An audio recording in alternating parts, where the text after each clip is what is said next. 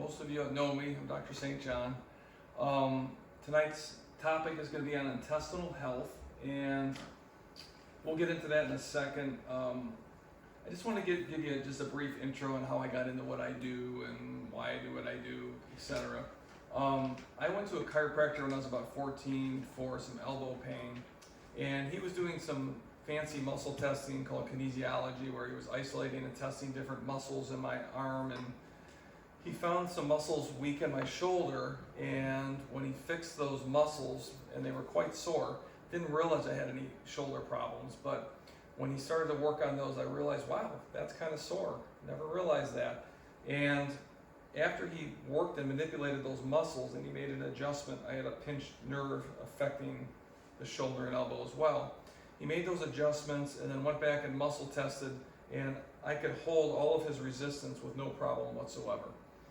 And then the key was my elbow pain was gone right after that. He did not touch my elbow. So, we consider ourselves a holistic practice here, and holistic means you're looking at the whole person. This is not always the problem when this is where the pain is. In fact, it's mostly other places. So that was my first experience with any type of natural health improvement. It was a very successful, enlightening experience, and he really caught my attention. So I would go to him periodically, and he would offer me some whole food nutritional advice sometimes. This was back in like late 80s, early 90s. He would offer me these standard processed supplements, which have been around since the 20s. And so I would go through my baseball career, played football in high school, played baseball at Kent, and if I didn't get some of that treatment, I wouldn't have played as well as I could or played at as high a level as I could. So he was very influential in my life, and around the time that I stopped, I graduated from college and finished baseball up, I got a job in marketing and wasn't really sure what I wanted to do. I was selling Cutco knives. Have you ever heard of Cutco knives? No? It's this American high-quality knife company, and I use them to this day, but I was a manager and I hired and trained sales reps to sell these things. It wasn't my purpose, though.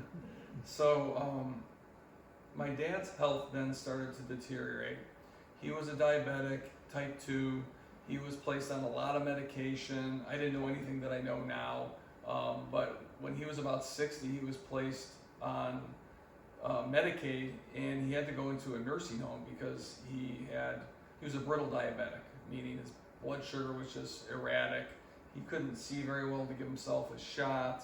He was like with it and functional, but just couldn't do those little things, so he had to go into this facility. And then things just started to deteriorate.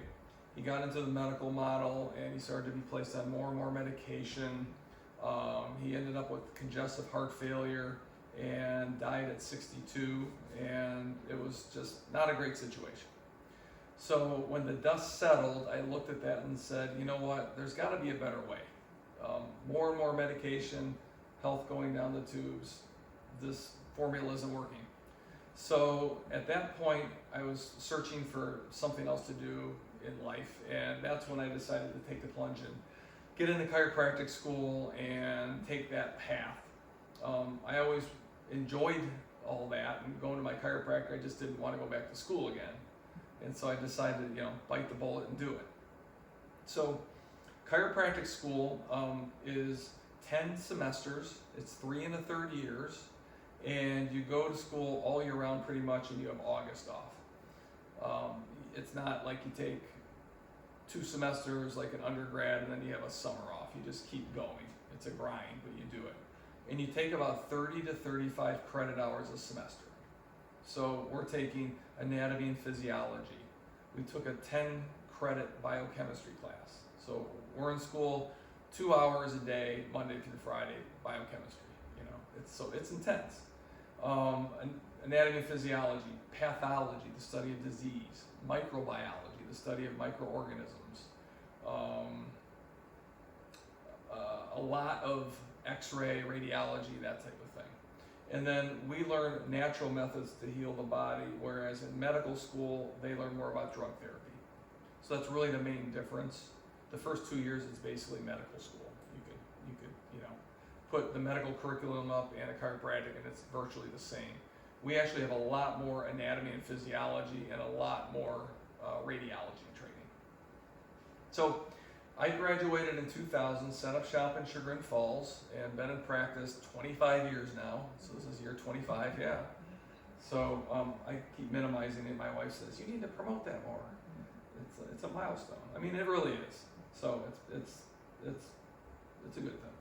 But our purpose is to offer people a drug-free approach to handling most health issues. And tonight we're going to talk about intestinal health. So the intestines are very, very important because 90% of your food gets absorbed there. And basically your immune system is located there, and your neurotransmitters, the feel-good hormones or chemicals that people lack when they're depressed, that type of thing, that's where it is. That's why they call the gut the second brain. All of your neurotransmitters, like 80% of them are here. They're not up here. So when you get a gut feeling about something, think about that, okay? So there's a lot of causes of intestinal issues, and there's a lot of symptoms. Someone could have acid reflux. They could have, that's where they're getting that heartburn basically, right? That's where the valve isn't shutting properly, and you're getting backwash of the stomach juices, which are very acidic. You could have what is called leaky gut syndrome. The gut is very permeable. When I say the gut, the small intestine, it's 36 feet long, and things get broken down in the intestines and then go right through the gut.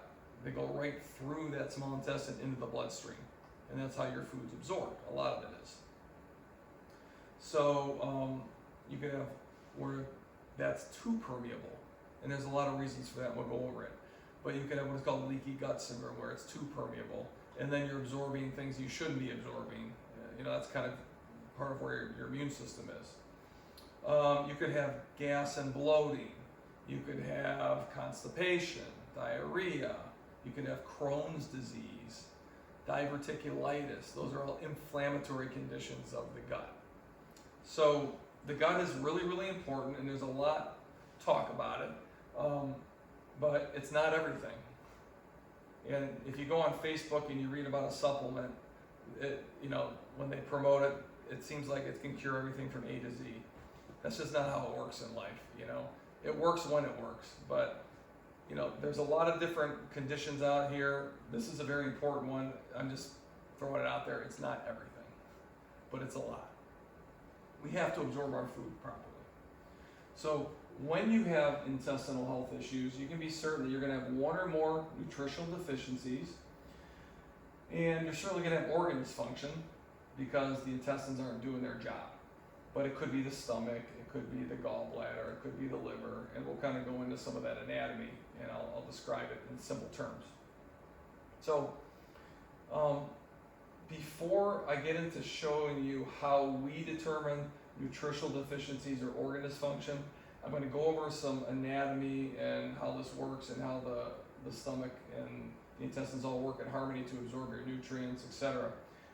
But you can actually erase intestinal health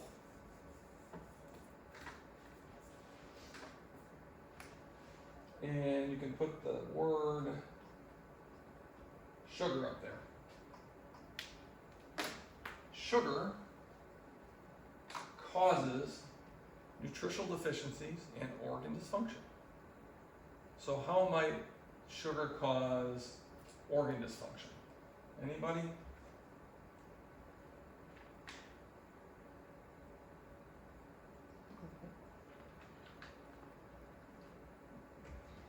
It's not like you ever told us before. I know. Just blurt it out. I mean, it doesn't have the nutrients that the body needs, so then the organ won't be able to function properly. That's very because true. it's giving it the wrong kind of. Yeah, like it doesn't have any nutritional value per se. Yeah. So you're going to have empty calories. You'll feel a sense of fullness, you know, you eat a Twix bar and you're like, okay, ooh, I feel good, right? Until the crash comes, but that is true. Another thing is sugar is inflammatory. Sugar is like adding fuel to fire.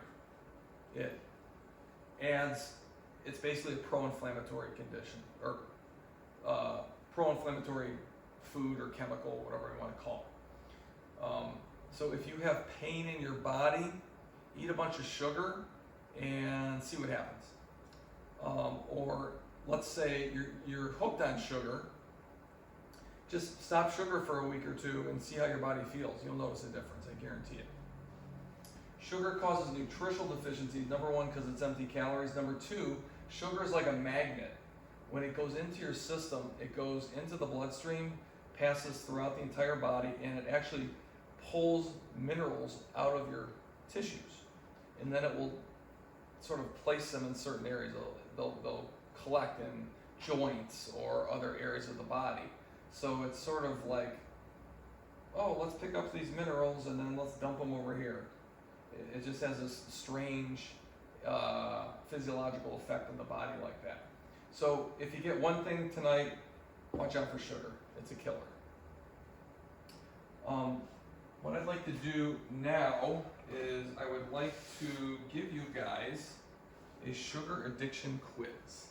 And I'm just gonna, you don't have to yell out your name or yell out your answers or anything, okay? Only if you get 4 or more false, okay? No, just kidding. But I'm gonna go through these. I'm just gonna yell these out and let me know if, just tally all the falses that you have, okay? So false is bad on this test, true is good. So number 1, I do not eat refined sugar every day. So if you don't eat it every day, that's true. If you do eat it every day, that's false. So that's number 1. I can go for more than a day without eating some type of sugar-containing food. I never crave sugar, chocolate, peanut butter, or alcohol. I've never hidden candy or sweets around my home in order to find and eat them later. That was my youngest daughter at one point. I can stop after eating 1 piece of candy or 1 bite of pastry. There are times when I have no sugar of any kind in my home. I can go for 3 or more hours without eating and not experience shakes, fatigues, anxiety, irritability, etc. I can have candy and other sweets in my home and not eat them. I do not eat something sweet after each meal. I rarely drink coffee and eat donuts or sweet rolls for breakfast. I can go for more than an hour after waking up in the morning without eating. I can go from one day to the next without drinking a sweetened soft drink. So I like to give this quiz at workshops because, again, sugar is a problem and it needs to be highlighted that this is something that we really need to pay attention to. So if you got 4 or more falses, then you have a bit of a sugar addiction issue, and you need to seek a practitioner or someone that can help you. Okay. If you had 3 or less, you're doing halfway decent. Okay. Good. Okay. So let's talk about gut absorption a little bit. So here's how this works. When you eat food, it goes into your small intestine. First it goes into your stomach. The stomach's function is to make acid. Anyone know what kind of acid the stomach makes? What it's called? I don't know to say I don't know. Hydrochloric acid. It makes HCl, hydrochloric acid. So the stomach its main function is to make acid to break down protein. When the stomach is not acidic enough, the little valve that closes so it doesn't allow the acidic contents to go back into the esophagus, where you get that burning feeling, If it's not acidic enough, this will not shut properly, and you'll get backwash. Now, why would the stomach not be acid enough? Well, as we age, our stomach makes less hydrochloric acid. When you're 50, you make about half the hydrochloric acid you made when you were 20. So that's why people tend to get digestive issues as they age. Now, if we lived in a perfect world, maybe that wouldn't happen, but with processed food and stress and the environment, this happens in many, many cases. So that's what the stomach does, it makes acid. Let's say that the stomach is not producing enough acid and you eat some protein, and that protein is sitting here and the acid is not sufficient enough to break that down. Well, what happens to a piece of meat or eggs, or let's say meat, when it sits in a warm, moist environment? What's going to happen to that? I made a face, does that count? It Well, rots. what happens when you put a piece of meat in a warm, moist environment and Rots. let it sit there? Yeah, rots. Yeah, it putrefies, actually. The technical term for protein rotting is putrefaction. Okay, and it rots, and that throws off foreign acids. Okay, those foreign acids are irritating to the body. Those foreign acids go up into the esophagus and they burn the esophagus, along with some of the good acid. So then what does the medical doctor want to do for something like that? When someone gets heartburn, what do they want to give you? An antacid, right? So great, so the antacid will go in, it's going to block the foreign acid, right? What is it also going to block? What good stomach acid you have left. So it actually helps the symptom, but you need an acidic stomach to absorb protein and minerals. So, I mean, one of the top drugs that I help people get off of is Nexium and Prilosec. Those are the purple pill and, you know, all that stuff. That really blocks your body's ability to absorb calcium, magnesium, and other minerals, which are very important. And I have supplements that easily correct heartburn. I mean, it's probably besides back pain and neck pain and those types of things, which I work a lot on because I'm a chiropractor. I would say heartburn and digestive issues are the number 2 things that I help the most people with. When someone comes in with this, I say, ooh, perfect, because I know I'm going to help them, you know.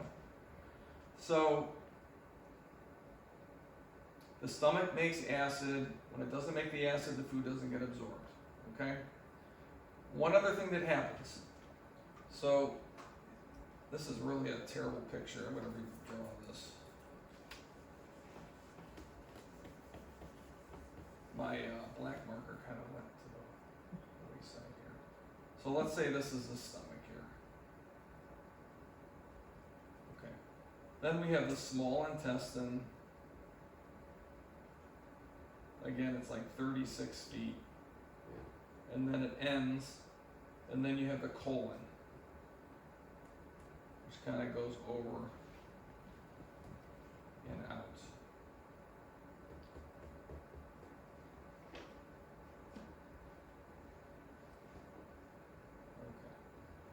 So, when the food passes into the small intestine, actually let me back up, before it gets passed into the small intestine, this needs to be acidic also because we have something called the liver and the gallbladder, which is a sac that hangs off the liver, that makes something called bile. Bile is a fluid that breaks down fat. When your stomach is not acidic enough, it will not stimulate the release of this bile into the intestines. And what is bile used to do? It breaks down what? Fat. It breaks down fat. It also breaks down hormones, for females especially. It also is an internal deodorizer and cleanser. So bile is important. And when this bile gets thick, stones form, and you get what are called gallstones.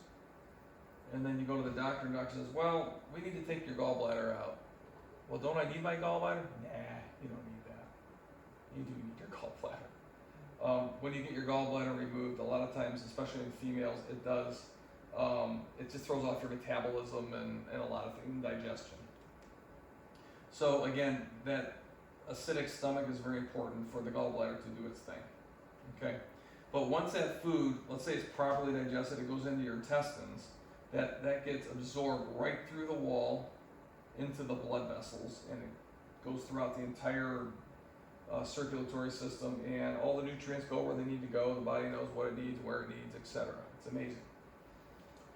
So once that food is absorbed, then it goes into the colon, the waste, right?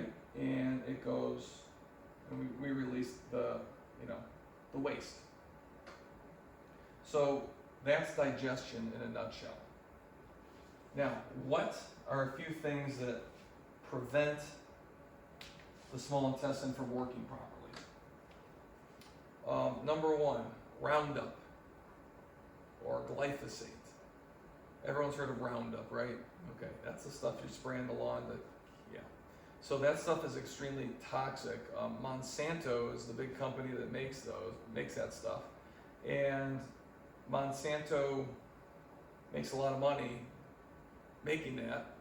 The issue is it's very harmful to our health, and there's a lot of class action lawsuits on glyphosate right now. That's a technical term for Roundup. Roundup causes increased permeability in the gut lining. So how would we get Roundup? Well, we breathe it outside sometimes, so you don't want to use it in your yard if at all possible. But it's in all commercial grains and corn. So you want to eat organic grains and corn if you're going to eat grains and corn. Okay. Number two, another thing that breaks down the gut lining, cortisol. And cortisol is the stress hormone. So if you're stressed out a lot, you're going to create a lot of adrenaline and cortisol-like hormones, and that is destructive. When we're in a stress response, the body is meant to pump out cortisol, deal with the stress, then we calm down and life goes on. But a lot of times, that's not how life works in America in the 21st century, right? You have a bad customer, or you have something happens in the family, or there's a loss or something like that. Things compound, and before you know it, you're stuck in chronic stress. So we always look at organs like the adrenal glands to make sure they're functioning properly, and they might need some extra nutrition to help deal with that stress, so the body doesn't create a permeability issue or a leaky gut. Another thing that causes leaky gut, estrogen. We are swimming in a sea of estrogen. Estrogen is in pesticides, herbicides, fungicides. They pump cows full of estrogen, so it's best to eat more of the hormone antibiotic-free meats. It's best to really watch out for drinking out of plastics. Yeah. I will say, if you're gonna get a cheap bottle of water, Smart Water is probably the cleanest and best because it's distilled. It probably collects some of the plastics, but I tend to drink Mountain Valley spring water. It's in like a glass container usually. So if you got a distiller and put some minerals in the water, that would be a really surefire way of getting something that's very clean. But estrogen, so we have to pay attention to that. And then if you take regular non-steroidal anti-inflammatories like Advil, Tylenol, aspirin, that is destructive to the stomach and the gut lining and very hard on the liver. And then last but not least, a lack of good probiotics could create a lot of intestinal issues. The colon, or the large intestine, that's where the friendly bacteria tend to lie, and it's very important for good immunity to have a good buildup of those. You can take a probiotic in pill form, or you can get some fermented veggies or fermented sauerkraut, especially the raw stuff. It's loaded, and even if you have like 3 servings a week of that, that would be great for fixing your gut. Also, a variety of fruits and vegetables are helpful. Good. Any questions? I have a question about the sugar. Sure. What about sugar that's in fruit? Is that included? Yeah, sugar in fruit is better because the fiber helps you absorb it more slowly. Okay. If you drink fruit juice, I would water it down like at least 50-50, but it's getting absorbed very quickly. You might as well be drinking a Coke. As far as the sugar being absorbed, granted it's better than a Coke, but it's still very concentrated. So you gotta be careful about that. So on the plastic, the BPA free? The BPA free would be okay. Okay, Yeah, you just have to be careful. You don't want to put it in the dishwasher oh, okay, because when you put it in the dishwasher, it heats up, yeah. and then those plastics can leach in. I mean, we're just not going to get away from those. They're just everywhere. So it's good to be, check for that or to see if it's a real problem. And my vial testing that I use in a clinic helps me determine if someone has that. Probiotics, I see them advertised prebiotic, probiotic, Yeah. those. So, do they really work, or just a good probiotic is what you need? So with probiotics, they work when you need them. I mean, there are times when, like on TV, they advertise if you have bloating or gas, take a probiotic. It works if that's the problem, but normally it's a lack of stomach acid, and I'll show you what we use in a second. But they're important, but they're very, very. It's the catchphrase right now. You know what I mean? Everything is about probiotics. Remember how vitamin D was like huge? I mean, it's important. It's very important. Don't get me wrong, but it's not going to fix every gas or bloating issue. Prebiotics feed. That's like you're feeding your probiotics. So like certain fibers that they have, if you eat those or take the product, some of them have pre and probiotics in the pill. That'll seed or feed the friendly bacteria, and then you want to create a colony. Okay. We want to have a variety of probiotics in our gut. So it's good in general to take a different probiotic. That's why I like the fermented, like sauerkrauts. Like at Heinen's, they have Wake Robin and Cleveland Kraut and some of these brands that you could have one sauerkraut with turmeric in it.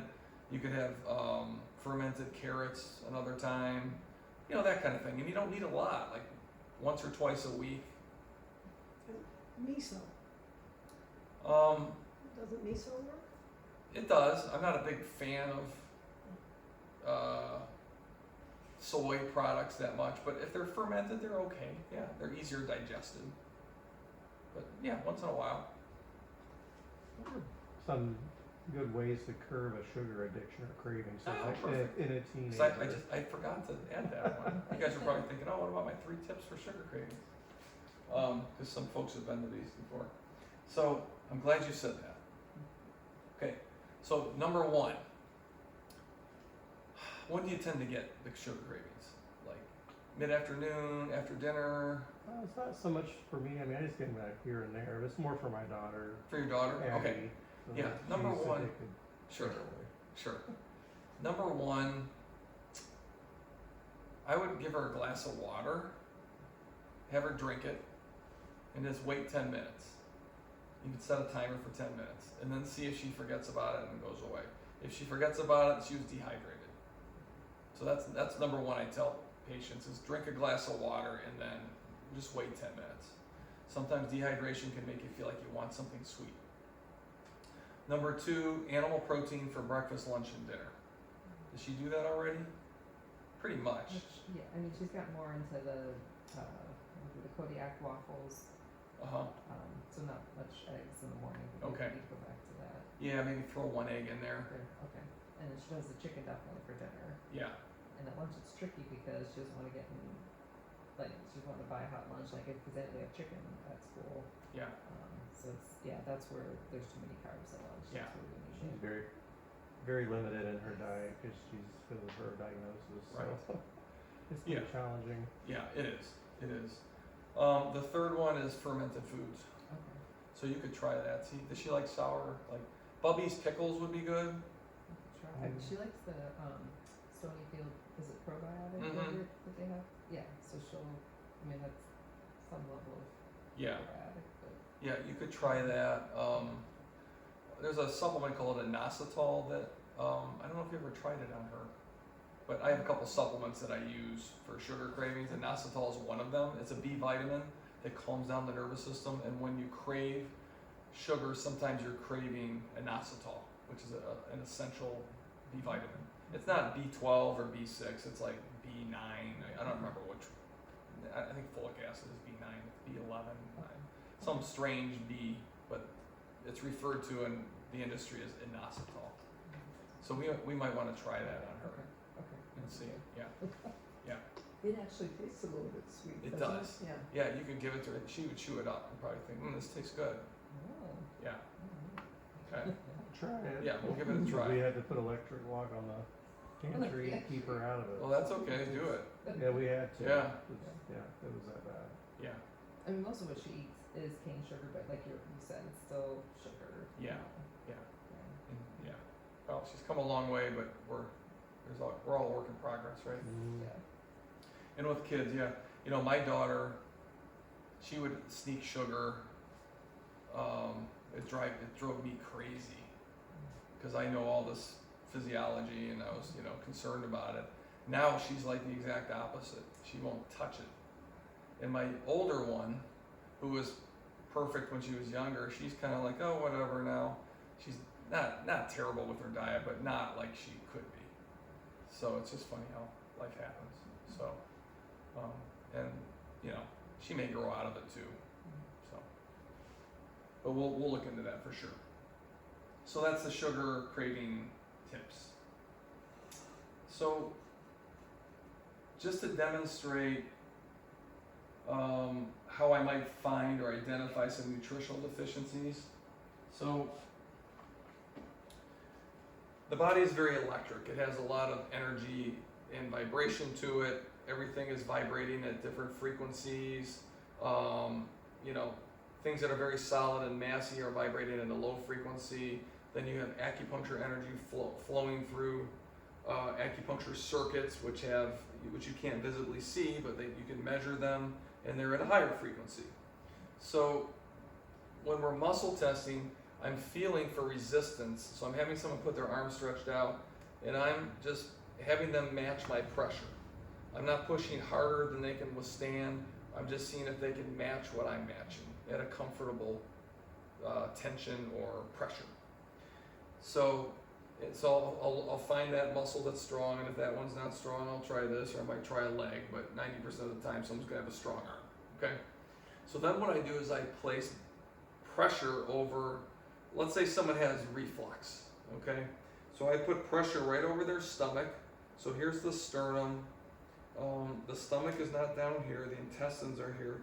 The actual stomach is right up here and over here a little bit, but this is what we're compressing. So if someone had a deficit here and I put a little pressure and compress the blood supply and nerve supply, the strong muscle would now weaken. This would short circuit the entire body, weakening the body. So the muscle test is a biofeedback mechanism. It helps me communicate with the body to find out what's wrong with it. So we got a weak response. So then what we do is we determine, okay, what nutritional deficiency is happening here. And if someone has heartburn, the number one product that I like is Zypan, Z-Y-P-A-N. This product has been around since 1959. It has hydrochloric acid, digestive enzymes, and support for the stomach. It just helps support the stomach juices. So I would have a test vial of this in glass, and I would place it very close to the organ or in the neutral place in the body while testing the same outstretched arm, which was weak, right?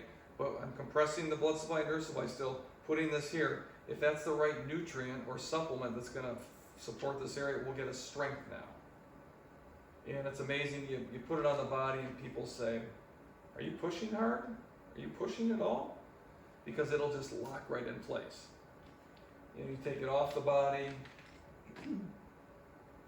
weak, put it on the body, now it's strong. Now let's say we tried Zypan and it was weak. Then that would tell me, okay, that's not the product. So then I would be thinking, well, it's probably the lining of the stomach is inflamed. Maybe it's not that they need more stomach juices to digest things. So I might look at something called Ocapepsin E3.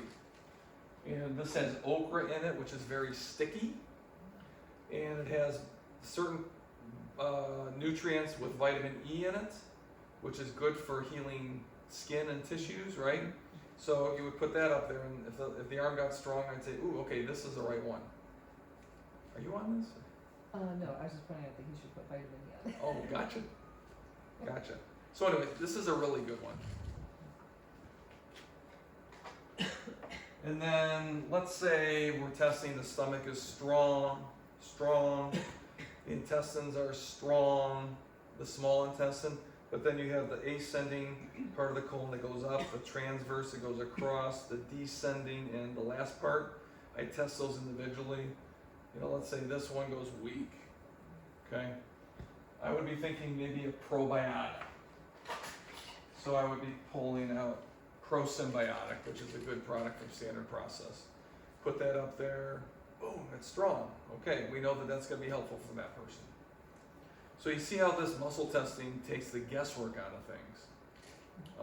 Sometimes I'll have patients come in, well, let me tell you all about what's going on, and this is what's going on with my condition, and here's how I'm feeling, and maybe it could be this, and maybe it could be that, and I just see this at that point, because I want to lay them down on the table and test them.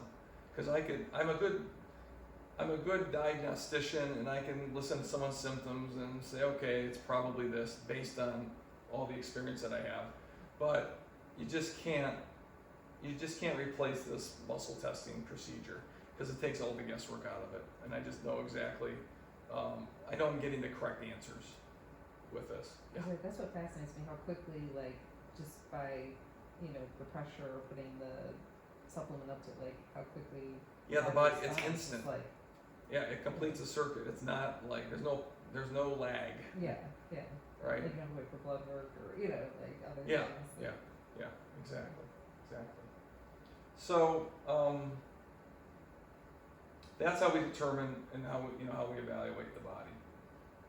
I'm gonna close by giving you a little information about cholesterol, because it's kind of an important topic and people have a lot of confusion about it, and there's a lot of misinformation about it. So, what does everyone think cholesterol? Why is cholesterol bad? What does it supposedly do to us? Clogs our arteries. Clogs our arteries, right? Suppose Okay. that's- What else? Anything else? What happens if you have high cholesterol? What condition could you get? Atherosclerosis. It could turn into hardening of the arteries. How about heart attack? Right? People think, oh no, if I have high cholesterol, you might get a heart attack. So let me throw out a statistic. 50% of people that had a heart attack have normal cholesterol. 50% have high cholesterol. So what does that tell you about the cholesterol being a good marker for a heart attack? Flip a coin, right? Flip a coin. If you have high cholesterol, well, there's a 50% chance you're gonna have a heart attack. If you have low normal cholesterol, there's a 50% chance you won't, or you will. So when you eat a lot of high starchy carbohydrates, that food gets broken down in the bloodstream, and the high starch carbohydrates are basically sugar, bread, pasta, rice, potatoes, cookies, cakes, candy, all that stuff. When you eat an excessive amount of that, it's going to get broken down in the bloodstream as sugar, and it's going to pass into the into the cell from the bloodstream, and the cell needs a little bit of that for energy, but the rest of that is going to go where? Any ideas? Fat. It's going to get stored as fat.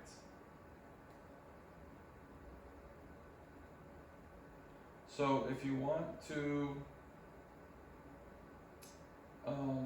gain some weight, eating a lot of bread, pasta, rice, potatoes will tend to put fat on There is a bridge that takes sugar out of the bloodstream into the cell, and it's a hormone. And it's called insulin. And the pancreas, it's a sausage-shaped gland, makes insulin. It also produces enzymes, which help you digest food, but along with the stomach. But it produces insulin. So insulin lowers blood sugar. When diabetics don't have insulin being produced, you get high blood sugar, which is diabetes, and that's destructive to the body. So how do you get type 2 diabetes? From eating bread, pizza, cookies, cakes, candy, maybe excessive amounts of fruit over many years. The pancreas will wear out because it's constantly have to pump out this insulin to lower blood sugar, lower blood sugar, lower blood sugar, till eventually it shuts off, or the cells get desensitized and won't even allow it in because it's constantly floating everywhere in the system. So the way you kind of reverse this, if it's just starting, is you keep your carbs at about 50 to 75 grams per day.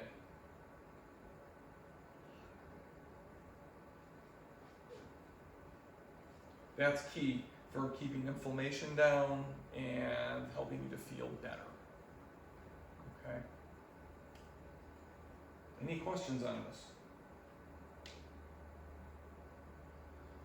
Make sense? Good, good. Does anyone have any other questions before we kind of wrap up here? I talked fast and I tried to put a bunch of information in a short period of Well, time. you showed the stomach and the hydrochloric acid. Yeah, So does the fermented food replace the right kind of acid? the fermented food well, put it this way, it is acidic in a good way. Yeah. So it'll help sort of prime the stomach juices in a good way. It could help, like apple cider vinegar is acidic. So if you add that, it's just like adding more acid to it. When you take the Zypan, it is adding some of the hydrochloric acid. Not so much that the body will stop producing it, but just enough to prime the pump. But there's also enzymes and other things that support it. You might be able to get away with it, but it's really good for the probiotics. That's where the fermented Okay. is. Okay. That's where you can get those probiotics, more for the lower intestine. Okay.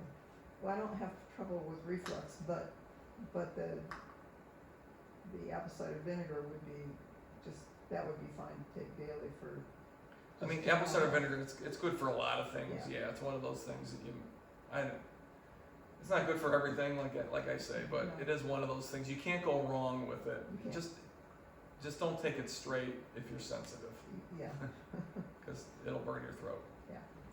But if you take a teaspoon, or probably a teaspoon a day and some 6 ounces of water, it does a lot for you.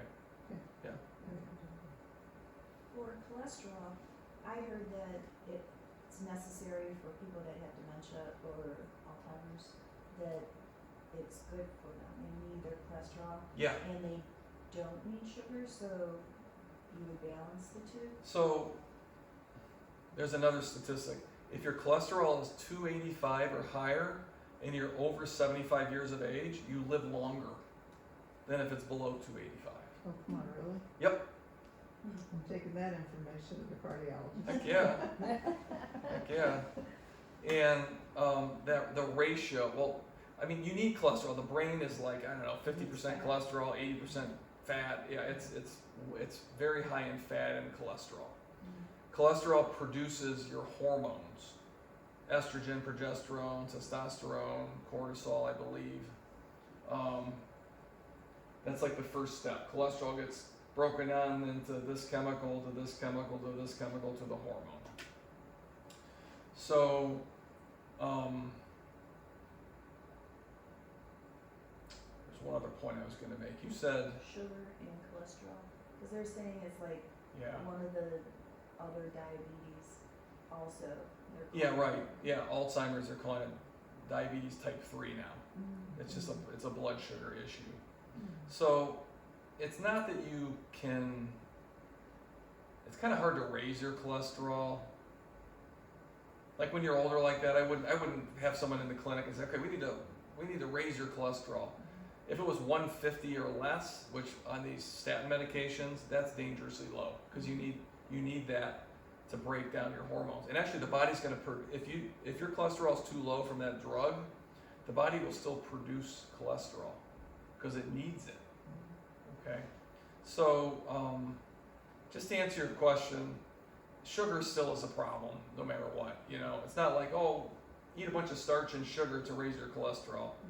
It's not really like that when you're older like that. But sugar is a problem. I mean, if there's one thing, you know, that you take from this, just really be careful about sugar.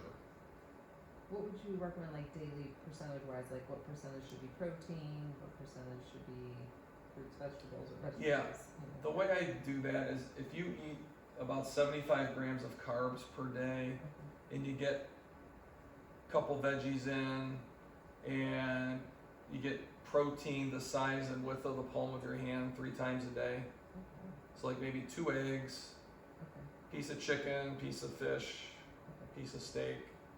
That's enough protein.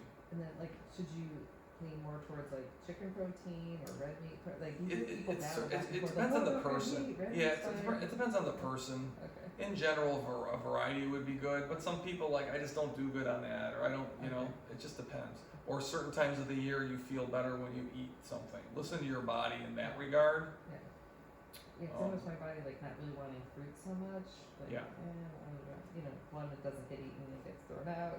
Right. And you know, I'm just like I'm not in the mood for it. Yeah, fruit can put weight on you as we age, so you gotta be careful. And if you have a bit of a blood sugar issue, you don't wanna eat too much fruit either. And grain is the big one. I mean, you know, if you eat a sandwich and you eat some rice for dinner and an apple, I mean, you're over 75 grams for the day. So do a little homework and pay attention to that. You know, like an apple's 25 grams of carbs, a banana's 25 grams of carbs, a piece of bread's about 14. So an apple, a banana, and a sandwich, and you're at 75. Why is peanut butter bad? You mentioned Peanut butter normally would be good, but they take the reject peanuts to make the peanut butter, and they tend to be a breeding ground for mold. So almond butter, it would be better. Almonds, walnuts, and pecans, when they're shelled, they don't collect mold, and they store a lot longer than peanuts. So that's really it. I mean, if you bought some really good peanuts in the hull and you made your own, it would be okay. Yeah. Good. Well, was this beneficial? Did we get something out of this tonight? Did it Yeah. sort of give you a renewed enthusiasm to eat well and all that good stuff? Good. All right. Well, I guess the last thing I'll just mention, you know, you probably are wondering what the heck are these things, right? So this is called an EE system, or energy enhancement system. And what it does is it pumps out Tesla energy, or scalar waves. Scalar waves are very healing energies and frequencies. They penetrate right through matter. They go right through the wall, and supposedly this travels up to 2 miles. Is it true? I don't know, but in theory, scalar energy does. And it's produced by these computers, which are behind the screens. Also, what is produced by these, they generate biophotons, which is life-enhancing frequencies, and color therapy, which you can see. And it's all random because it just helps the body not get used to it. That's why they shift around and go in different directions. So when you sit in the room, you absorb these frequencies, and it's like your cells being charged like a cell phone battery. It charges the cells up to their optimum level. It's very relaxing for people. It helps with pain. It helps with mood. It helps with energy levels. I went skiing out west, and I went into a 32-unit system like this. This is the biggest system in Ohio. We invested a lot in this. And I skied the entire next day until 3 o'clock. Looked at my phone. It's 3 o'clock. I remember it was 3:12. And I was like, gosh, I'm not hungry. I'm not tired. Why is that? I couldn't believe it. And I didn't remember that I went in this thing, like I didn't put two and two together. But I went in it the day before and I thought, okay, this is interesting, it was relaxing, ho-hum. And then I realized, well, it's probably the EE system. So then I went back for 4 hours the day I left back to come to Cleveland. And I felt like I was 25 years old for like 10 days. I just felt really loose and free in my joints. I felt really energized, happy, light. My wife was like, what's gotten into you? You're just like